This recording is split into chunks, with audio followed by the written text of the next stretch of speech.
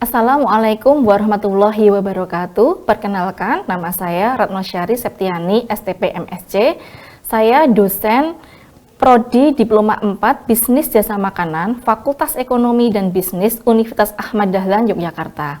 Kebidangan saya adalah teknologi pangan dan gizi, terutama dalam pengembangan produk pangan dan kuliner. Beberapa mata kuliah yang saya ampu terkait dengan pengembangan produk dan manajemen mutu. Salah satunya adalah perencanaan produk. Pada mata kuliah perencanaan produk ini bertujuan untuk meningkatkan kemampuan mahasiswa dalam merencanakan dan mempersiapkan produk pangan dan kuliner yang siap untuk dikomersialisasikan. Pencapaian tujuan dalam mata kuliah perencanaan produk ini melalui beberapa pencapaian kompetensi antara lain adalah yang pertama, konsep dasar perencanaan produk. Yang kedua adalah analisis kebutuhan pasar. Yang ketiga adalah kelayakan usaha. Yang keempat adalah pembuatan konsep produk yang nantinya akan dikomersialisasikan. Dalam pelaksanaan perkuliahan ini, mahasiswa terlibat aktif dalam perkuliahan melalui beberapa model pembelajaran. Salah satunya dengan SCL atau Student Center Learning seperti diskusi, telaah masalah, cooperative learning, dan collaborative learning. Selain itu, pada mata kuliah ini kami juga mendatangkan dosen praktisi di bidang pangan dan kuliner yang akan memberikan materi ilmu secara langsung dari usaha yang telah mereka lakukan, terutama di bidang makanan atau kuliner, sehingga memberikan contoh real yang nyata bagi mahasiswa dalam merencanakan produk yang akan dikomersialisasikan kemudian. Adapun evaluasi pencapaian kompetensi mahasiswa akan dilakukan dengan beberapa cara dan bentuk asesmen, baik yang bersifat tes maupun non-tes. Misalnya tes tertulis dalam berbagai bentuk, esai atau objektif, kemudian penilaian melalui pengamatan, serta penilaian dari presentasi studi kasus yang relevan dalam perencanaan produk pangan. Adapun capaian dari pembelajaran mata kuliah perencanaan produk ini yang pertama, menghargai keanekaragaman budaya, pandangan, agama, dan kepercayaan serta pendapat atau temuan orisinal dari orang lain. Yang kedua, menguasai konsep dan teori manajemen bisnis jasa makanan secara fungsi manajemen, perencanaan, pelaksanaan, pengarahan, pemantauan, evaluasi, dan pengendalian dalam pengolahan makanan. Yang ketiga, mampu menerapkan pemikiran yang logis, kritis, inovatif, bermutu, terukur dalam melakukan pekerjaan yang spesifik di bidang bisnis jasa makanan. Dan yang keempat, mampu merancang strategi, kebijakan, dan model bisnis jasa makanan. Adapun rencana perkuliahan, yaitu terdiri dari 14 pertemuan, 1 UTS, dan 1 UAS. Antara lain sebagai berikut. Yang pertama adalah kontrak belajar dan konsep perencanaan produk. Yang kedua adalah pengumpulan informasi untuk perencanaan produk.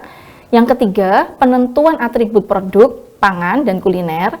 Yang keempat, tahap analisis atribut produk pangan dan kuliner. Yang kelima adalah tahap kreativitas dan survei pasar. Yang keenam, perencanaan kapasitas dari produk pangan dan kuliner. Yang ketujuh, green design atau perancangan desain dari produk makanan. Yang kedelapan ini adalah UTS, ujian tengah semester. Kemudian dilanjut yang kesembilan adalah penyusunan konsep produk. Kemudian ke-10 seleksi konsep yang terbaik. 11 memilih konsep yang terbaik. 12 identifikasi pelanggan dan analisis kompetitor. 13 tahapan perencanaan dan pengembangan produk. Dan yang terakhir adalah analisis ekonomi produk yang direncanakan dan persiapan usaha dan pembuatan prototipe. Kemudian yang terakhir adalah ujian akhir semester. Adapun di dalam perkuliahan perencanaan produk ini, beberapa referensi buku yang saya gunakan antara lain adalah buku pengembangan produk pangan, teori dan implementasi karya Prof. Dr. Insinyur Hari Eko Irianto dan Prof. Dr. Insinyur Giatmi MSI. Yang kedua ada buku riset dan pengembangan produk baru karya Ingrid S. Surono dan kawan-kawan. Dan yang ketiga ada buku perancangan dan pengembangan produk karya Carl T. Ulrich dan Stephen D. Eppinger. serta beberapa jurnal mengenai pengembangan produk dan juga referensi dari para praktisi di bidang pangan dan kuliner. Adapun asesmen ataupun penilaian dalam mata kuliah perencanaan produk ini yaitu persentase kehadiran mahasiswa 5%, ujian akhir semester 35%, ujian tengah semester 30%, tugas mahasiswa 25%, keaktifan mahasiswa dan sikap 5%, sehingga total adalah 100%. Dalam mata kuliah ini, saya juga mengintegrasikan dalam bentuk penelitian dan pengabdian masyarakat. Salah satu karya monumental saya antara lain adalah buku yang berjudul 26 Minuman Tradisional Khas Yogyakarta dari Bir Jawa hingga Wedang Uwoh. Ini merupakan buku yang berkaitan dengan perencanaan sebuah minuman tradisional khas Yogyakarta, yaitu Wedang Uwoh, dan 25 minuman tradisional yang lain yang awalnya bentuknya dalam bentuk seduh atau racikan, kemudian kita kembangkan menjadi bentuk yang lain seperti bentuk instan, bentuk celup, kemudian ada bentuk seduh ya, dan bahkan bentuk sirup. Nah, penelitian saya juga terkait dengan pengembangan produk, antara lain adalah dari bahan rempah-rempah, teh, kemudian ada dalam bentuk sereal, cookies yang berasal dari umbi-umbian. Nah, penelitian saya ini saya juga integrasikan ke dalam pengabdian masyarakat di beberapa desa di Yogyakarta ya, salah satunya di daerah Samigaloh, dengan memanfaatkan rempah atau teh di sana kami kembangkan menjadi sebuah produk baru, yaitu teh rempah-rempah. Kemudian di daerah Delingo ada potensi lokal yaitu pepaya. Kami membuat desain ya pengembangan produk dari pepaya menjadi beberapa produk, antara lain adalah keripik, kemudian ada brownies, ada permen yang juga siap untuk dikomersialisasikan. Nah, tahapan-tahapan pengembangan produk tersebut, perencanaan produk tersebut kami integrasikan di dalam mata kuliah perencanaan produk, sehingga mahasiswa memiliki kemampuan untuk menggali ide, kemudian membuat sebuah prototipe produk sampai menghasilkan produk yang siap jual. Nah, adapun kegiatan pengajaran mata kuliah perencanaan produk dapat dilihat pada video berikut. Terima kasih. Bismillahirrahmanirrahim. Assalamualaikum warahmatullahi wabarakatuh. Apa kabar? Waalaikumsalam warahmatullahi wabarakatuh. Sehat ya semuanya? Alhamdulillah, Bu. Pada hari ini kita akan kuliah perencanaan produk ya untuk pertemuan yang ke-11. Sebentar, akan saya share dulu. Adik-adik, sebelum perkuliahan, marilah kita berdoa terlebih dahulu. Berdoa dipersilahkan. Berdoa cukup. Alhamdulillahirrahmanirrahim, pada hari ini ya kita pertemuan ke-11 ya melalui online tentang seleksi konsep terbaik produk yang akan direncanakan. Jadi adik-adik, ini pertemuan yang ke-11 mengenai perencanaan produk, khususnya produk pangan dan kuliner ya, yang akan nantinya dikomersialisasikan. Nah, capaian pembelajaran pada pertemuan kali ini yaitu pengetahuan menyeleksi konsep produk yang akan direncanakan, kemudian cara sikap ini menunjukkan sikap keingintahuan, jujur, teliti, kerjasama, bertanggung jawab, dan berpikir kreatif serta inovatif saat berdiskusi dan seleksi konsep produk. Ya, jadi kalian sudah dibagi ya kemarin tiap-tiap kelompok menggali ide ya dari tiap-tiap mahasiswa. Nah, ide-ide inilah nanti yang kita seleksi gitu ya. Produk apa yang akhirnya akan dimunculkan dari masing-masing kelompok. Kemudian secara keterampilan, yang pertama dapat memilih produk yang akan direncanakan, yang nantinya akan dikomersialisasikan, kemudian dapat menentukan konsep produk yang akan direncanakan atau dikomersialisasikan.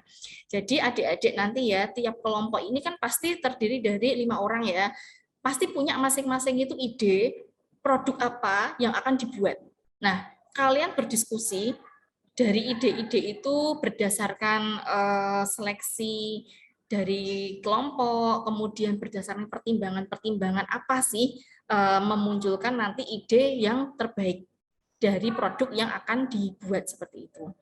Nah, kita review kembali ya pertemuan sebelumnya, bahwa konsep pengembangan produk ini ada 6 tahapan.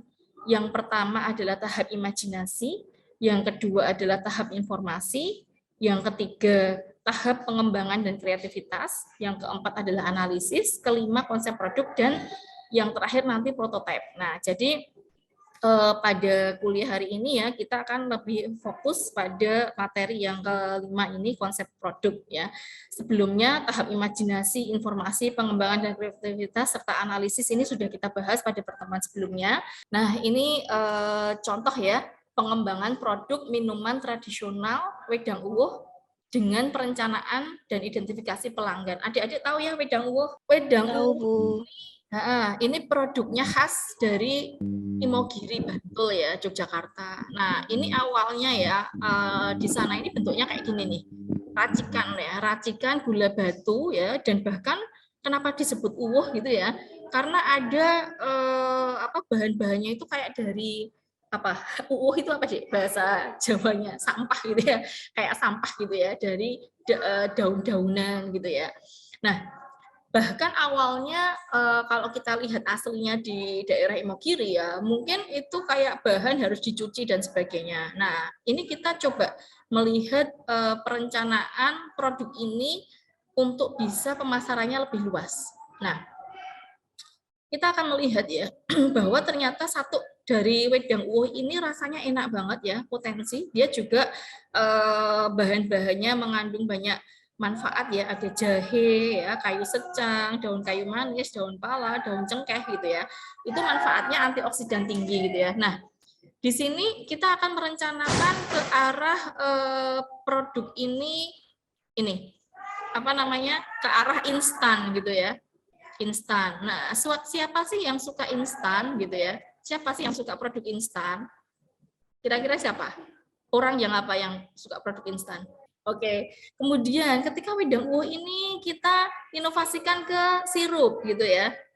Siapa yang suka sirup? Sirup akan laku itu di saat apa? Adik-adik kira-kira kalau sirup akan laku banyak itu di saat apa adik-adik? Bulan Ramadan. Oke, bulan Ramadan, Aku bulan puasa. Nah, ini kita harus mengenali nih, oh ternyata ketika kalau dibuat sirup gitu ya, mungkin akan ada terjual di bulan-bulan tertentu gitu ya. Oke, kemudian Wedang Uwuh ini kita bikin celup.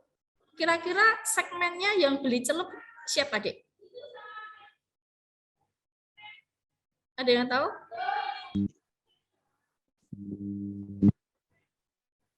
Ada yang tahu? Kalau celup orang tua mungkin, Bu. Oke, misalnya di hotel gitu ya, kemudian emang premium kelas gitu ya. Oke, kemudian ini kalau seduh, seduh ini misalnya contoh ya untuk catering seperti itu ya. Kemudian kalau untuk yang siap minum gitu, nah ini siap minum ini yang tidak butuh apa ya, dituang air panas gitu ya, tidak butuh apa namanya, direbus misalnya seperti itu. Jadi ini lebih segmen yang siap minum gitu ya, yang praktis. Nah, jadi di sini adik-adik bisa membayangkan ya bagaimana kita merencanakan dari satu produk ini ya, Wedang Uwuh yang aslinya seperti ini gitu ya. Ini bisa kita diversifikasi ya, ke instan, ke sirup, ke celup gitu ya, ke siap minum, ke seduh ya. Tapi ada segmentasinya. Oke. Nah, ini selanjutnya ya contoh yang lain. Jadi yang Wedang Uwuh tadi adalah riset saya ya, penelitian saya dan juga pengabdian masyarakat gitu ya, bahwa ternyata dari satu formula Wedang Uwuh ini bisa kita diversifikasi ke dalam beberapa bentuk. Nah, ini sama halnya dengan pepaya. Nah, pepaya ini sama ya, ada di sekitar kita. Kalau misalnya hanya dalam bentuk buah saja, dia paling hanya awet berapa lama, Dek? Seminggu ada? Kurang ya?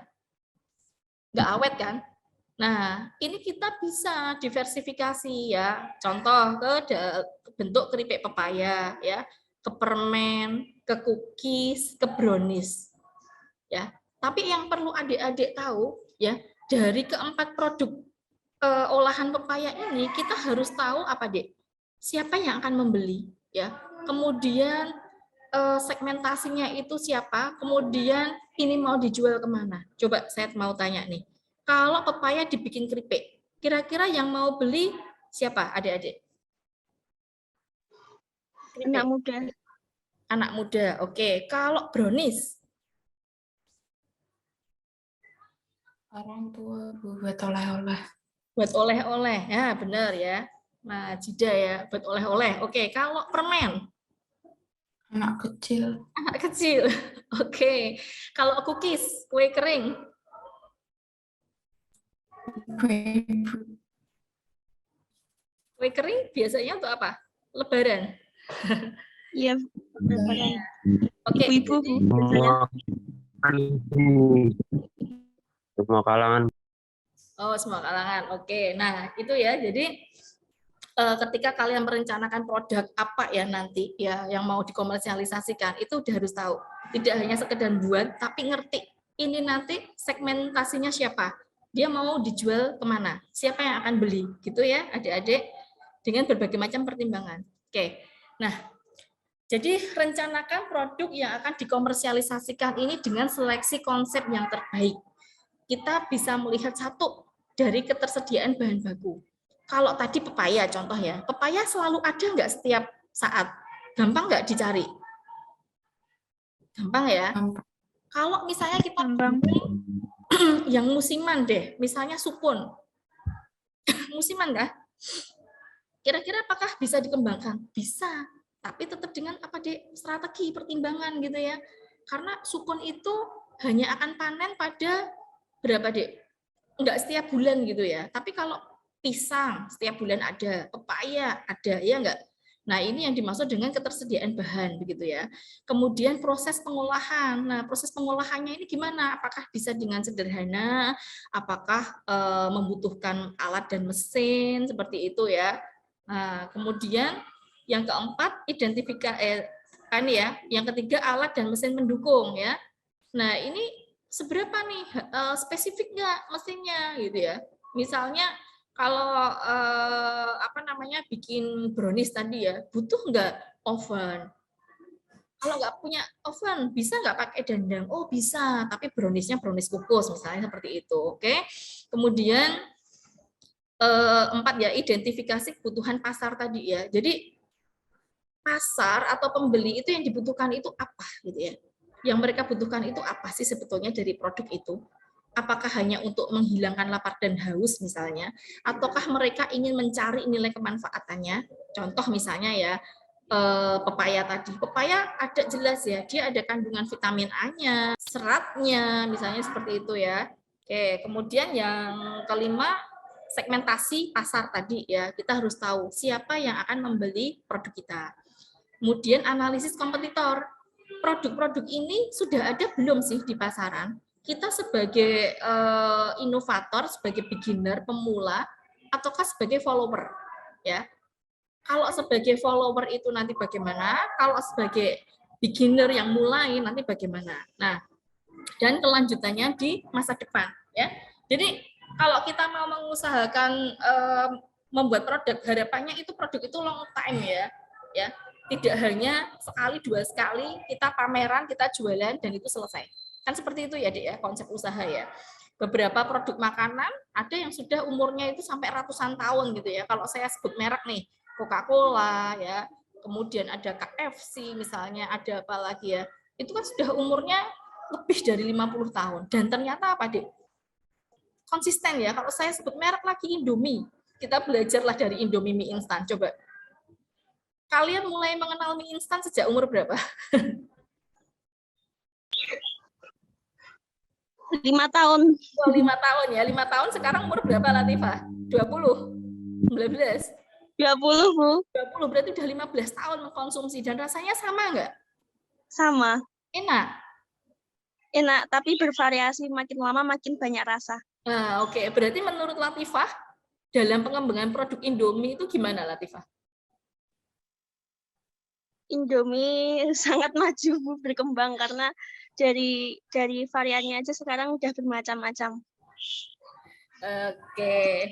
Ya, gitu ya. Jadi memang kalau kita belajar ya mengenai pengembangan produk itu sangat menarik ya adik-adik ya.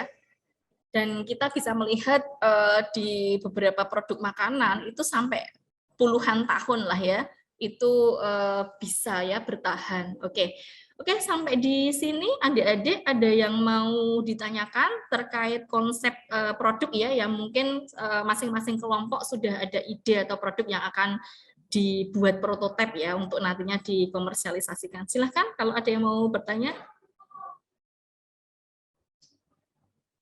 Bu, izin bertanya, Bu. Ya, silahkan, Fani. Misalkan dalam pengembangan produk itu, jualannya kan lewat online, Bu.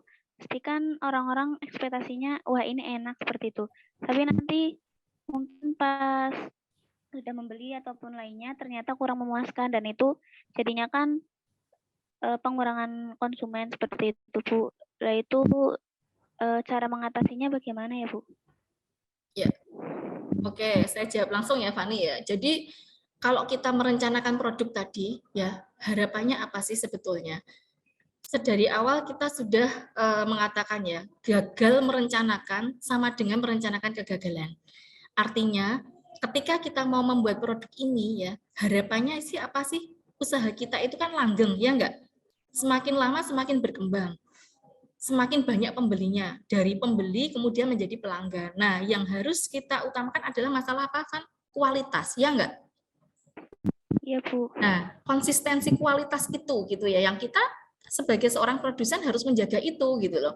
Memang banyak ya, misalnya kita penjual online itu yang gambar atau fotonya bagus gitu ya, begitu diterima loh kok kayak gini nggak sesuai dengan kenyataan, kan itu bikin ngapokin ya. Nah, kita harus tidak seperti itu gitu ya. Jadi menjaga bagaimana kita kualitas itu sama, yang difoto dengan realnya itu sama ya, dari kemasan, rasa begitu ya. Dan bahkan kayak saya tadi sebut Indomie dari si Latifah umur 5 tahun sampai sekarang 20 tahun sama rasanya. Bayangkan, dia bisa mempertahankan rasa selama itu gitu ya. Nah, sama kita juga harus seperti itu agar apa? Agar konsumen itu tidak lari dari produk kita gitu ya. Dan bahkan dia harus merekomendasikan. Apalagi sekarang di dunia ini ya, medsos ya. Wow, sekali viral gitu efeknya sangat luar biasa. Nah, viralnya itu kalau viral bagus enggak masalah. Lah kalau viralnya jelek tutup gitu usaha kita. Nah, seperti itu ya Fani ya. Nah, kemudian untuk yang perlu diperhatikan adalah kualitas, karena tujuan kita itu tidak hanya sehari 2 hari gitu ya, tetapi harapan usaha kita itu bisa lama begitu. Kemudian di suatu saat nanti pasti akan ada titik jenuh ya. Kalian sering nggak misalnya awal-awal jajan gitu ya, ke situ wah enak-enak, sekali, 2 kali, 5 kali, habis itu bosan. Iya nggak adik-adik? Ya, pernah, Bu. Nah, karena itu kita sebagai produsen harus melakukan yang namanya inovasi. Nah, inovasi itu adalah untuk mengatasi ya, supaya tidak terjadi kebosanan. Karena apa? Pasti semua ada titik jenuhnya ya, seperti itu. Semua ada titik jenuhnya. Karena itulah inovasi. Misal contoh, kita jualan donat saja ya. Oke, donat pada awalnya cuma ada apa toh, Dek? Taburannya gula halus, meses sama keju, iya enggak? Dulu-dulunya begitu ya. Nah, kemudian sekarang ada tuh donat itu toppingnya macam-macam ya. Ada topping Oreo, ada topping taro, matcha, red velvet. Tujuannya apa sih sebetulnya? Selain inovasi juga supaya tidak bosan, ya enggak? Nah, disitulah ya kita dituntut untuk melakukan inovasi terus terhadap produk ya yang akan kita hasilkan. Oke, begitu Fani. Oke, ada pertanyaan yang lain? Silahkan. Bu. Ya. Saya Bu, izin Oh bertanya. ya, silakan Latifah. Misalkan kan saya ingin mendirikan sebuah usaha, misal dessert. Nah, ternyata saya mendapatkan kompetitor yang lebih baik dari usaha yang saya ingin dirikan. Nah, itu gimana ya Bu cara mengatasi kompetitor dengan bidang usaha yang sama? Dengan usaha yang sama. Oke. Iya. Nah, satu ya, yang kita harus ambil positive thinking dari kompetitor adalah apa? Produk kita untuk mengedukasi ke pasar gitu ya, itu tidak sulit. Latifah. Jadi orang ngerti, oh yang dimaksud dessert tuh itu toh, gitu ya. Ini saya asumsikan dulu produk yang saya kembangkan ya melalui riset dan pengabdian masyarakat ya. Misalnya contoh wedang uwuh. Ketika saya mengambil wedang uwuh itu produsennya waktu itu masih sedikit gitu ya. Wedang uwuh itu apa sih?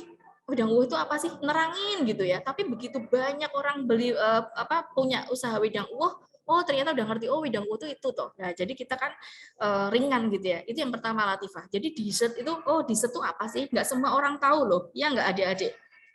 Dessert itu apa sih gitu. Iya, kalau orang tua mungkin bertanya-tanya taunya puding, Bu.